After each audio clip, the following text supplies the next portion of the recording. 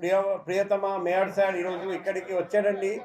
ఆయన 20 మంది transgender males and ఫీమేల్స్కి ఉద్యోగం కల్పించి వాళ్ళ జీవితంలో ఒక ఆశా జ్యోతి నింపారండి.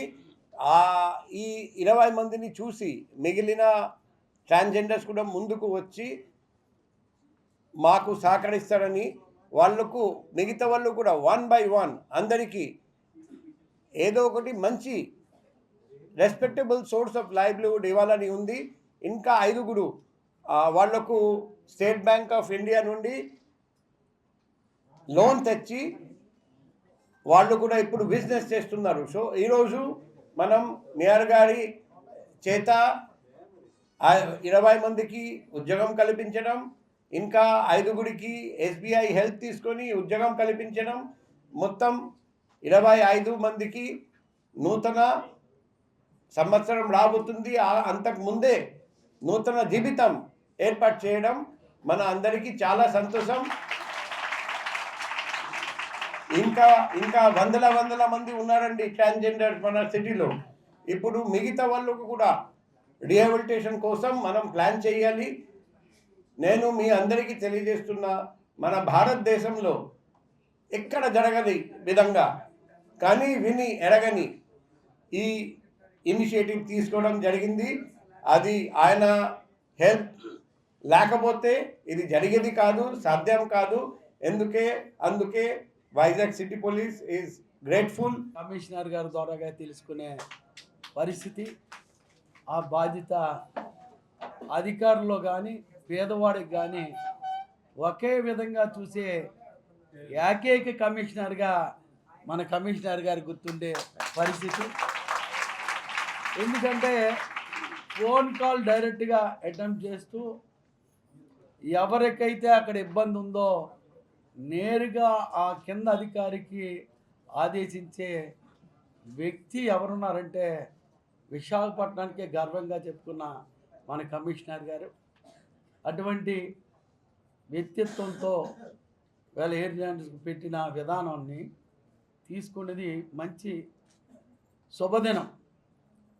ఎందుకంటే శుభదినం అంటున్నాను, వారు ఏ విధంగా బతకాలని ఆలోచనలో మీకు మంచి విధానాన్ని పెడతారని ఒక మంచి నిర్ణయం తీసుకొని ఒక ట్రయల్ రన్గా కార్పొరేషన్ నుంచే ప్రతి టైం కూడా ఇది 2 నెలల ముందే పోస్టింగ్ ఇవ్వాలి, ఇప్పటికే లేట్ అయింది.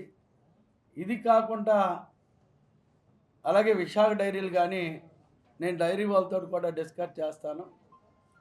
వాళ్ళ ద్వారా కూడా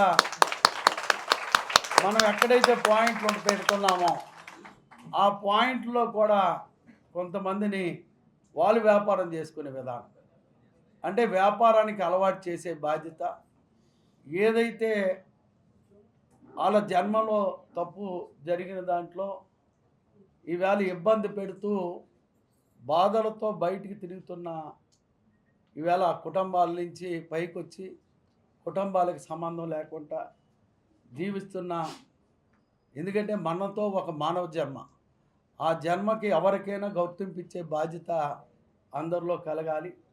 దాంట్లో బాధ్యతగా అయితే మాకంటా ముందుండి కమిషనర్ గారు నడిపిస్తున్నారు. దీన్ని కంపల్సరిగా జీవాంశ నుంచి మేము ఎప్పుడు కూడా కమిషనర్ గారికి కృతజ్ఞతలు తెలియజేస్తూ, ప్రభుత్వానికి కూడా ఇది మంచి పేరు. ఏదైతే విశాఖపట్నంలో ఫస్ట్ మనం స్టార్ట్ చేశామో ఈ విధానాల్ని రాష్ట్రం అంతా తీసుకునే పరిస్థితి చంద్రబాబు నాయుడు గారి నాయకత్వంలో కూడా జరుగుతుందని నేనైతే నమ్మకంగా దీన్ని చెప్తున్నాను. ఇప్పుడు ఇచ్చుకున్నది 20 మందినే మనం ఇస్తున్నాం.